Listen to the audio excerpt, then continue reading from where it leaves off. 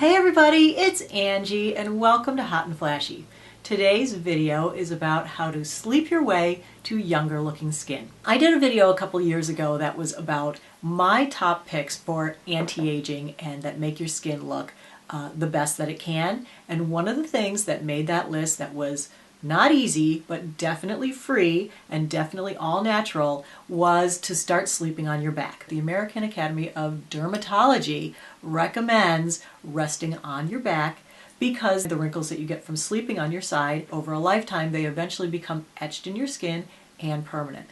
And actually it was really interesting. I went to see my dermatologist a while ago and she could actually tell which side of my face I slept on just by looking at it. I couldn't believe it. She was like, "You sleep on this side of your face more often, don't you?" And I was like, "Yes." And it was really scary to think that she could just look at me and know which side of my face I slept on. So I'm telling you right then and there, like I do, I was like, that's it, no more sleeping on my side. And it took me about 6 months to really get comfortable sleeping on my back. It took me about 3 months to figure out a position that I was comfortable in, and then that was like 3 months of tossing and turning and sleepless nights. So it wasn't easy, and I'm not going to go into the whole thing here because I didn't want this video to go on and on, but I did write out the entire process, and if you want to see that, you can go over to my blog. I'll put the link below and you can check that out.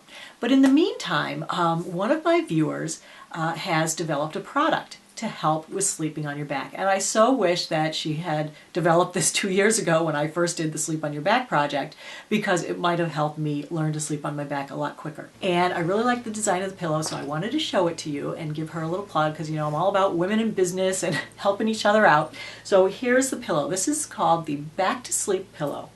And she's selling it on her website, which is called Sleepy Time Productions. And I will put the link in the information box below the video. I was going to say bar, but then I decided to say box. The information box below the video so that you can find it there. She also offered me a 10% off discount code if you're interested in purchasing something like this. It retails for $119 and the discount code is HotandFlashy. So that'll all be in the information bar below. But let me get to the pillows. And it's made with cool gel memory foam. So you know how, since we're all sort of menopausal and perimenopausal, your pillow can get hot and you're always flipping the pillow from one side to the other. Well, this one doesn't need to be flipped because it's nice and cool all the time. So if you're having hot flashes at night, this will also help to keep your head cool, which is great. So basically it's got like this channel here that your head sits in. So when you're sleeping on it, it's got a roll here that cradles your neck, and then your head sits right in this little well. This is a soft version. It comes in two different squishinesses. So there's a soft one and then there's a firm one. It also comes with two different neck thicknesses. So if you like more neck support, it's got a thicker side here. And let me just show you the one with the cover on it. So it's just like a sheer kind of stretchy cotton cover with a zipper. This comes off and you can wash it. It's all organic cotton. Then there's also a bamboo cover if you're, I would just put a pillowcase over this, so I'm not that concerned about the cover, but if you wanted to use it with just the cover, there's also a bamboo cover that she sells, and this is an additional $19.95, okay? And the great thing about these, she has a 30-day money-back guarantee return policy, so if you get it and you don't like it, there's no obligation to keep it forever, but I just thought it was a great idea. I'm so glad she got in touch with me, and I'm so happy to be able to promote her pillow here on my channel. All right, so sleeping on your back, I think, is the #1 way to make your skin look younger through sleep. My #2 recommendation is for people that tend to have under eye bags and puffiness or dark circles. And who doesn't have those at least some mornings when you haven't got a good night's sleep? But what I found through my learning to sleep on my back project was that when I did it, I was most comfortable with my head a little bit elevated. And I immediately noticed that not only was I getting a benefit from not having the chest wrinkles and the face wrinkles, but any puffiness that I had occasionally under my eyes was gone completely. And people write into me a lot asking for what kind of eye cream I use to keep my eyes from being like puffy and my under eyes from being wrinkly. And I don't use a separate eye cream. I use head elevated to sleep. As we sleep, blood pools and fluids pool underneath our eyes when our head is flat, and it collects there, and when you wake up in the morning, oh my gosh, the puffiness, the darkness, it's crazy. But I found that once I started sleeping with my head slightly elevated, I didn't have that pooling in the morning. All that fluid kind of drained downward and out of my eye area. So this is an especially easy one to do if you're sleeping on your back. If you're sleeping on your side, or if you're sleeping especially with your face in the pillow, oh my gosh, will those fluids ever pool there? So the way I've been keeping my head elevated is that I just use 3 pillows to sleep, and I just stack them up behind me, and the back one is kind of at a little bit of an angle, but not quite upright, and then the next one, and then the next one. So I just stack up my pillows and I sleep in sort of a semi-elevated position. But I was looking online, and they actually have these nice wedges that you can get, and so I think I'm going to get one of these wedges, and I'm going to use the back to sleep pillow, and I think it's going to solve all my problems. I want to sleep like Morticia Addams. I'm going to be like, All right, now my third suggestion is more of a generalized one. It's just to get plenty of sleep. Well, that's because while we sleep, our bodies actually go into skin repair mode, and our bodies produce more protein and more HGH, or human growth hormone, while we're sleeping to help repair our skin and maintain elasticity and moisture. Skin cell regeneration almost doubles at night. So, and it's especially effective between the peak hours of 11 p.m. and 4 in the morning. I mean, how crazy is that your skin actually has a clock that it does things by? Then the research also shows that lack of sleep causes our bodies to produce more stress hormones, and more stress hormones cause oxidative stress and inflammation, which is also so bad for our skin.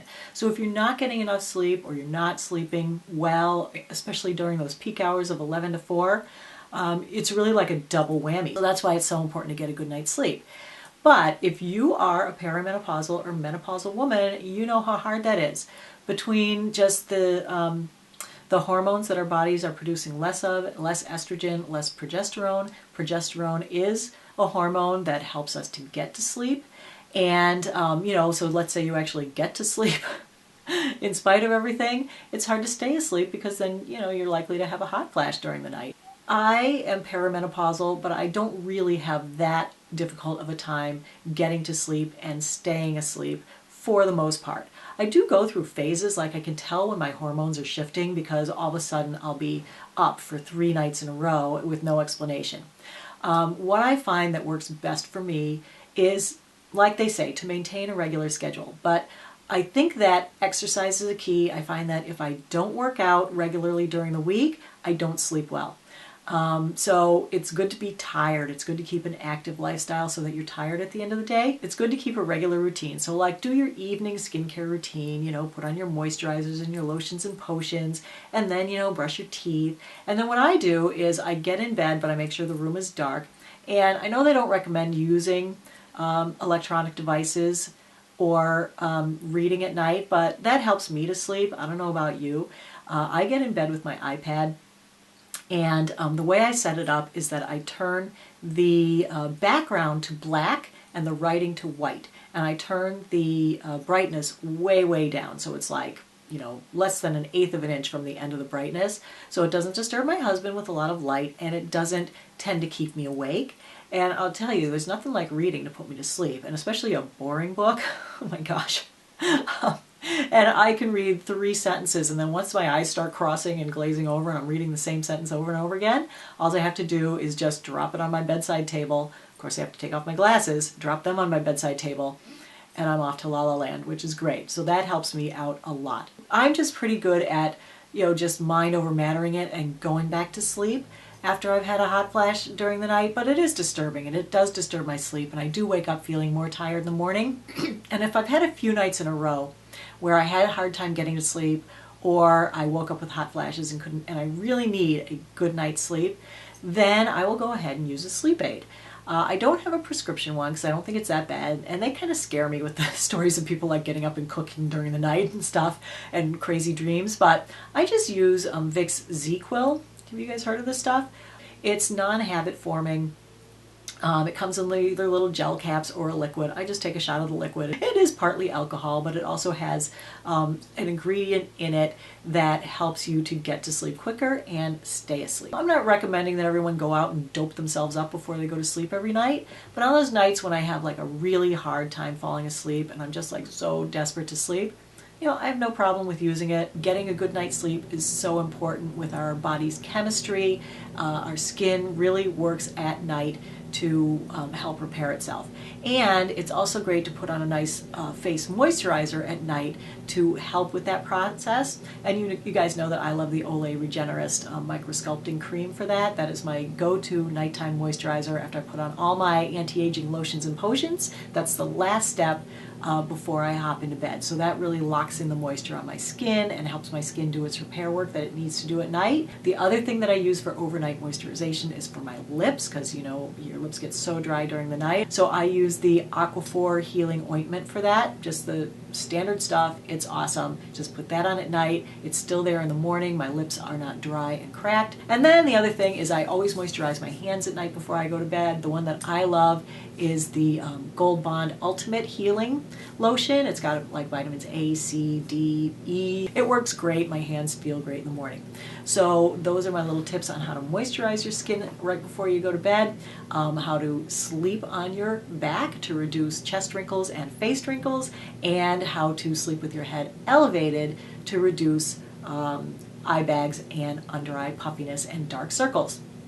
So that is the video for today, everybody. I hope you like these all-natural ways to reduce wrinkles using your body's natural sleep mechanism.